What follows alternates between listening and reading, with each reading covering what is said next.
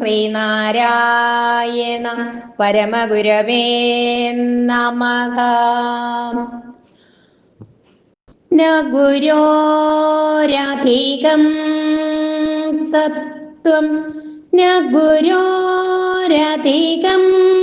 തപഃ തത്വജ്ഞാനാത് പരം നാസ്തി. തസ്മൈ ശ്രീ ഗുരവേ നമഃ. ഓം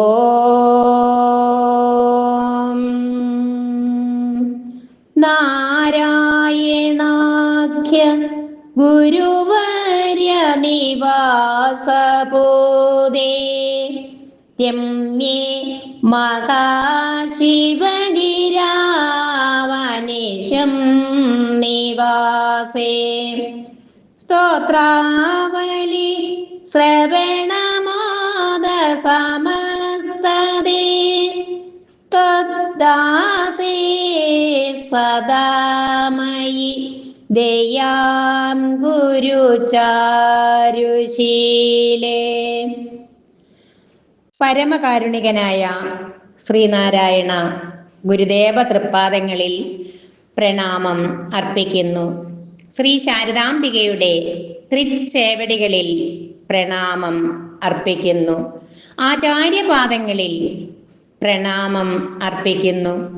ആത്മസഹോദരങ്ങളെ, ഏവർക്കും എൻ്റെ വിനീതമായ നമസ്കാരം. മങ്ങാട് ബാലചന്ദ്രൻ സാറിൻ്റെ ഗുരുദേവ കഥാസാഗരം 110 ഭാഗം അവതരണം. ഇത് കൽക്കണ്ടമാണ്. ഗുരുദേവൻ 1888 വക്കത്ത് സുബ്രഹ്മണ്യ പ്രതിഷ്ഠ നടത്തിയ ഒരു ക്ഷേത്രമുണ്ട്. വേലായുധൻ നട എന്നും ആ ക്ഷേത്രത്തിന് പേരുണ്ട്.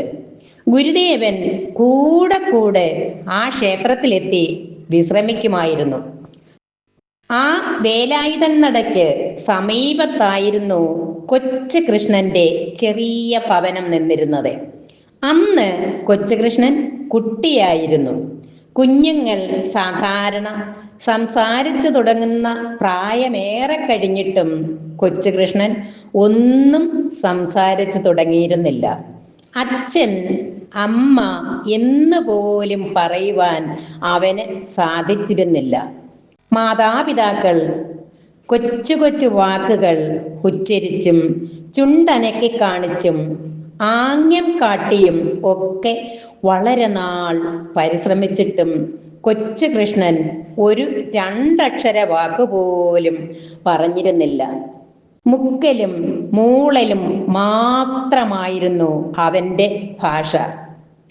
അന്നൊരിക്കൽ ഗുരുദേവൻ വക്കത്ത് വേലായുധൻ നടയിൽ എത്തിയതറിഞ്ഞ് മാതാപിതാക്കൾ കൊച്ചു കൃഷ്ണനെയുമായി അവിടെ എത്തി. കുറച്ച് കൽക്കണ്ടം കാഴ്ചദ്രവ്യമായി സമർപ്പിച്ചിട്ട് അവർ തൃപ്പാദങ്ങളിൽ വീണ് തൊഴുത് സങ്കടം പറഞ്ഞു. ഗുരുദേവൻ അപ്പോൾ കൊച്ചു കൃഷ്ണനെ അടുത്തേക്ക് വിളിച്ചു. അവൻ ഓടിച്ചെന്നു. ഗുരുദേവൻ ഒരു ചെറിയ കഷ്ണം കൽക്കണ്ടം എടുത്ത് പിടിച്ചിട്ട് വായ് തുറക്കാൻ പറഞ്ഞു. കൊച്ചു കൃഷ്ണൻ വായ് തുറന്നു. ഗുരുദേവൻ ആ കൽക്കണ്ടം അവൻ്റെ വായിൽ ഇട്ടുകൊടുത്തു. അവൻ അത് മുഴുവൻ തിന്നു കഴിഞ്ഞപ്പോൾ ഗുരുദേവൻ വീണ്ടും ആദ്യത്തേതിനേക്കാൾ വലിയ ഒരു കൽക്കണ്ട കഷ്ണം എടുത്ത് അവനെ കാണിച്ചു. എന്നിട്ട് പറഞ്ഞു, ഇത് കൽക്കണ്ടമാണ്. നീ ഇതിൻ്റെ പേര് പറഞ്ഞാൽ ഇത് മുഴുവൻ നിനക്ക് തരാം. അത് കേട്ടിട്ട് കൊച്ചു കൃഷ്ണൻ ഗുരുദേവനെ നോക്കി, പിന്നെ കൽക്കണ്ടത്തെയും നോക്കി. ഇങ്ങനെ പലതവണ മാറി മാറി നോക്കിക്കൊണ്ടിരുന്നപ്പോൾ ഗുരുദേവൻ കൊച്ചു കൃഷ്ണന്റെ കൊച്ചു ശിരസിൽ തലോടിക്കൊണ്ട് കൽക്കണ്ടം കൽക്കണ്ടം എന്ന് 2-3 തവണ ആവർത്തിച്ച് ഉച്ചരിച്ചു. അല്പനേരം കഴിഞ്ഞപ്പോൾ കൊച്ചുകൃഷ്ണൻ വളരെ പ്രയാസപ്പെട്ട് കൽക്കണ്ടത്തിന്റെ ആദ്യത്തെയും രണ്ടാമത്തെയും അക്ഷരങ്ങൾ അവ്യക്തമായി ഉച്ചരിച്ചു. അത് കേട്ട് ഗുരുദേവൻ ആ കൽക്കണ്ടം കൊച്ചുകൃഷ്ണന്റെ വായിലിട്ടുകൊടുത്തു. അത് തിന്നു തീരുന്നതിനിടയിൽ കൊച്ചുകൃഷ്ണൻ കൽക്കണ്ടം എന്ന് മുഴുവനും പറഞ്ഞു. അപ്പോൾ ഗുരുദേവൻ കൊച്ചുകൃഷ്ണനെ അനുഗ്രഹിച്ചുകൊണ്ട് അരുളി ചെയ്തു, സാരമില്ല, ഇവൻ ഇനി സംസാരിച്ചു കൊള്ളും. കൊച്ചുകൃഷ്ണന്റെ മാതാപിതാക്കളെ നോക്കി അങ്ങനെ പറഞ്ഞപ്പോൾ അവരുടെ കണ്ണുകൾ നിറഞ്ഞു കവിയുകയുണ്ടായി. പിന്നെ പിന്നെ കൊച്ചുകൃഷ്ണൻ ഒരു സാധാരണ കുട്ടിയെ പോലെ സംസാരിച്ചു തുടങ്ങി. പിൽക്കാലത്ത് അധ്യാപക വൃത്തിയിൽ ചേർന്ന കൊച്ചുകൃഷ്ണൻ ആ രംഗത്ത് നന്നായി ശോഭിക്കുകയും ചെയ്തു. അവതാരവരിഷ്ടം